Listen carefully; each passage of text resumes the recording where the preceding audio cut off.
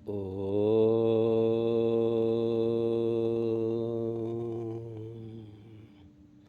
ईश्वर कृपा बनी रहे। सभी साधक वेद भक्तों को सादर नमन।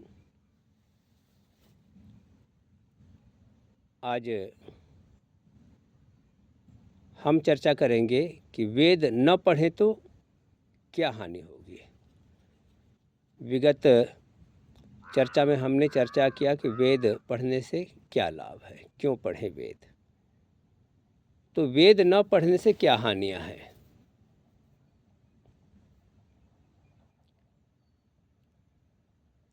तो हम थोड़े से इतिहास की व्यवस्था में जाते हैं। अंग्रेज जब इस देश में आए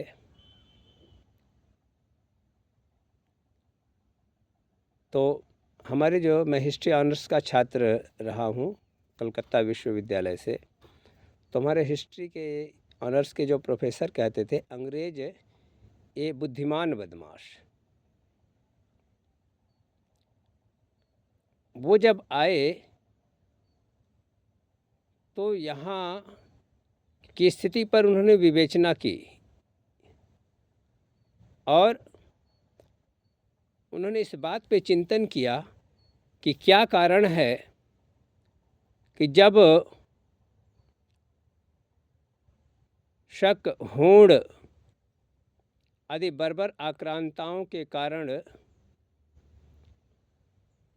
पूरे विश्व की प्राचीनतम सभ्यताएं नष्ट हो गई, साम्राज्य के साम्राज्य ढह गए,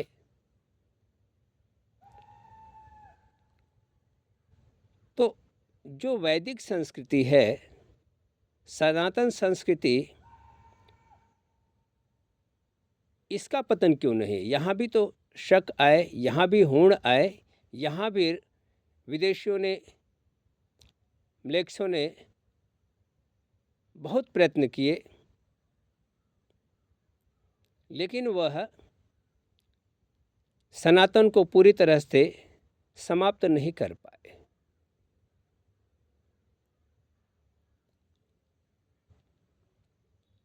तो निष्कर्ष, वेद, गुरुकुल और ब्राह्मण, और मूल में वेद है, क्योंकि ब्राह्मण वही जो वेद का ज्ञाता है, और गुरुकुल वही है जहाँ वेद विद्या का पठन पाठन हो।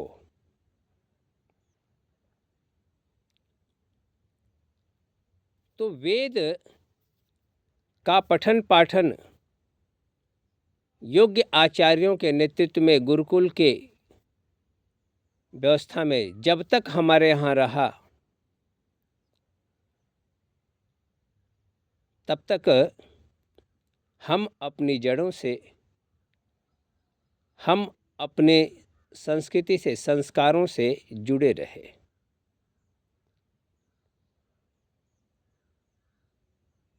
यूँ तो म्लेच्छों ने भी प्रयत्न किए, हमारे पुस्तकालयों को नष्ट किए गए, गुरुकुलों को नष्ट किए गए, जो हमारे ज्ञानदाता ब्राह्मण थे, विद्वान थे, उनकी हत्याएं की गई।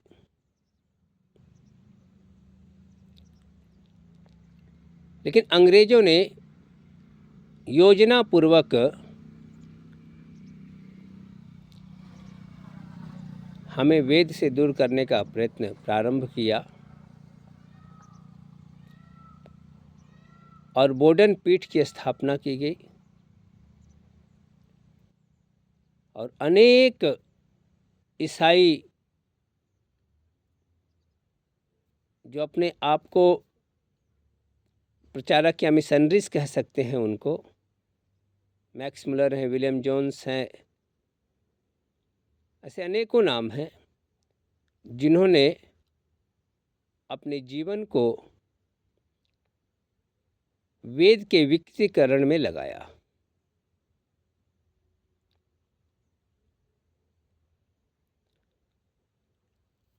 हमारे यहाँ जो कुछ पदभ्रष्ट, धर्मभ्रष्ट, लोलुप प्रकृति के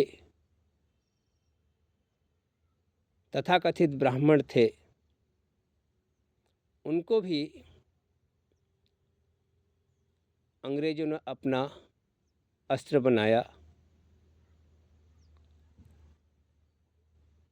और धीरे धीरे गुरुकुल नष्ट किए गए। संस्कृत विद्या का ह्रास हुआ। अंग्रेजों ने अपनी शिक्षा व्यवस्था हम पे थोप दी, जिसका मात्र उद्देश्य नौकर बनाना था, और आज भी वही है। और हम वेदों से धीरे धीरे दूर होते चले गए। वेदों में तरह तरह की विकृत भाष्य किए गए।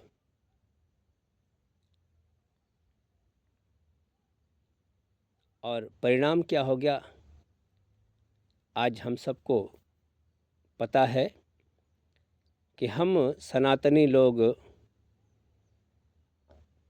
हम वैदिक धर्मी लोग अपनी विशुद्ध सात्विक स्वार्थ और परार्थकारी वैदिक विद्या से, वैदिक जीवन पद्धति से, वैदिक विचार से दूर होते चले गए।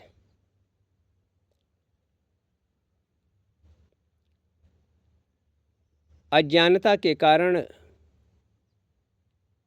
यूँ तो परंपरा एकदम खत्म नहीं हुई, लेकिन वेद का स्वाध्याय नहीं रहा। श्रद्धा तो रहे, लेकिन स्वाध्याय नहीं रहा, ज्ञान नहीं रहा। तो वेद के नाम पर, परंपरा के नाम पर, सनातन के नाम पर बहुत सारी विकृतियां समाज में आ गई।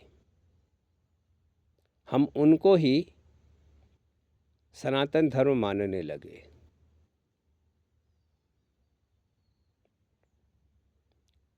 आज की स्थिति क्या है वेद के न पढ़ने के कारण?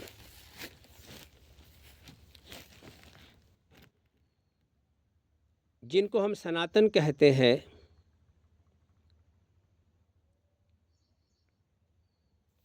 सनातन के जो संस्थान है, धार्मिक संस्थान है, आश्रम है, मठ हैं, मंदिर हैं, उनमें विकृतियां आई। भोगवादी असुर प्रवृत्ति के वाम मार्गी लोगों का प्रभुत्व स्थापित हुआ। और जहाँ तक मैं समझता हूँ कि आज सनातन के अधिकांश, अगर हम इसे 80 से 90% भी कह दें तो मैं समझता हूँ कोई अतिशयोक्ति नहीं होगी। जो संस्थान है, धार्मिक संस्थान है, गुरुकुल हैं, मठ हैं, मंदिर हैं, उन पर वाम मार्गियों का आधिपत्य हो चुका है। वाम मार्गियों की जो अवैदिक परंपराएं हैं, प्रथाएं हैं, उनको उन्होंने वैदिकता का ठप्पा लगा दिया है। परिणामतः पशु बलि,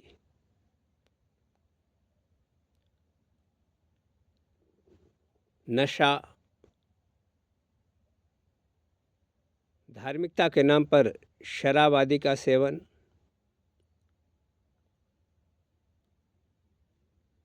देवदासी प्रथा, शिव जो महान योगी थे उनको भांग का एक तरह से उस रूप में प्रस्तुत करना, नशे के, तो ये जो प्रवृत्तियां आई, ये वेद के न पढ़ने के कारण हो गई।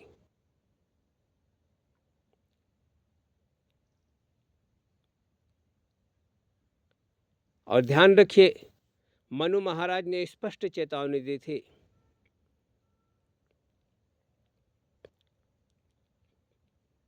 कि जो ब्राह्मण वेद को नहीं पढ़ता है, वेद विद्या को छोड़ करके अन्यत्र श्रम करता है, वह शूद्रत्व को प्राप्त होता है। शूद्रत्व का मतलब अछूत नहीं, अविद्या, अज्ञान को प्राप्त करता है।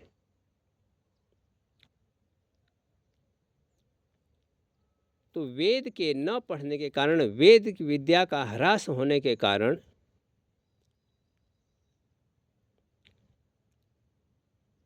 आज हमारी स्थिति क्या है? हम अपने ही आराध्य पुरुषों को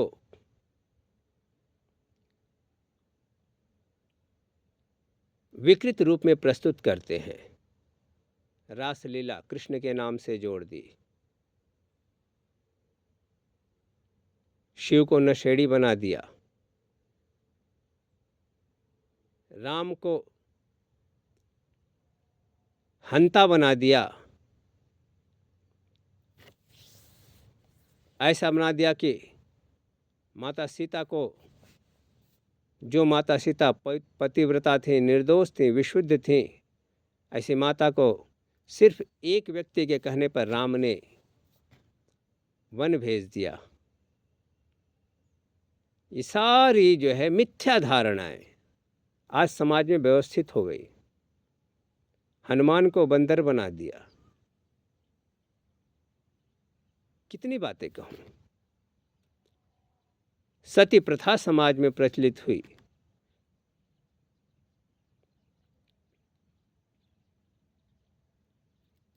जो वेद विशुद्ध ध्यान की प्रक्रिया, योगाभ्यास की प्रक्रिया के माध्यम से ईश्वर साक्षात का उपदेश करता है, आज हम उस मार्ग से भटक करके पाषाण आदि पूजन, ईश्वर की मूर्ति की कल्पना कर ली,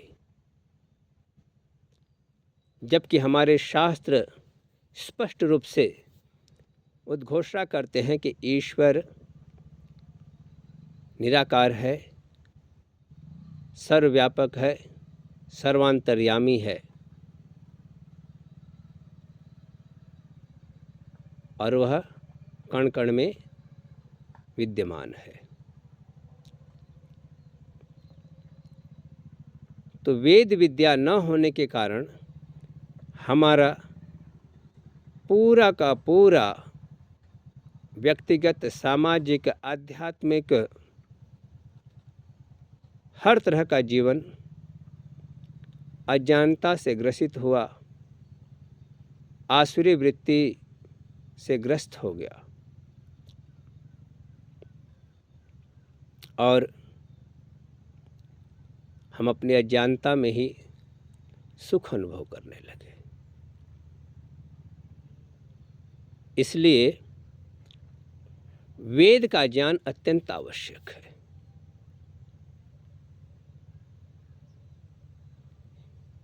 वेद का हम उपदेश भूल गए तो हमारे जीवन का उद्देश्य क्या बन गया? धन कमाना। यहाँ तक कि हमारे कर्म कांड भी सिर्फ आजीविका के साधन बन गए।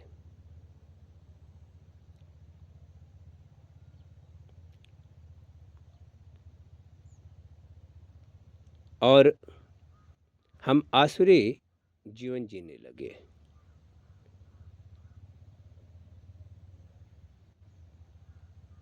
और क्या जीवन? खाओ पियो मौज करो, Eat, drink and be merry। तो इसलिए वेद न पढ़ने से हम अपने मूल स्वरूप, मूल संस्कार को भूल गए। और हाँ, संस्कार की तो संस्कार तो खत्म ही हो गए। संस्कार के नाम पर क्या बचा? विवाह संस्कार, थोड़ा बहुत नामकरण संस्कार, अंत्येष्टि, लेकिन इन संस्कारों में भी विकृतियां आ गई। विवाह संस्कार की स्थिति क्या है आज सबको पता है। संस्कार तो होते नहीं, संस्कार तो उपेक्षित ही हो गया, वहाँ तो बस मौज मस्ती चलती है।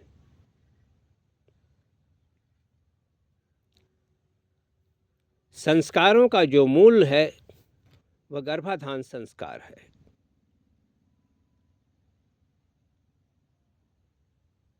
आज चाहे वह कोई आर्य समाजी परिवार हो, चाहे वह जो पौराणिक परिवार, जितने भी सनातनी हैं, जिस भी परंपरा में हो, गर्भाधान संस्कार प्रायः हम विस्मृत कर चुके।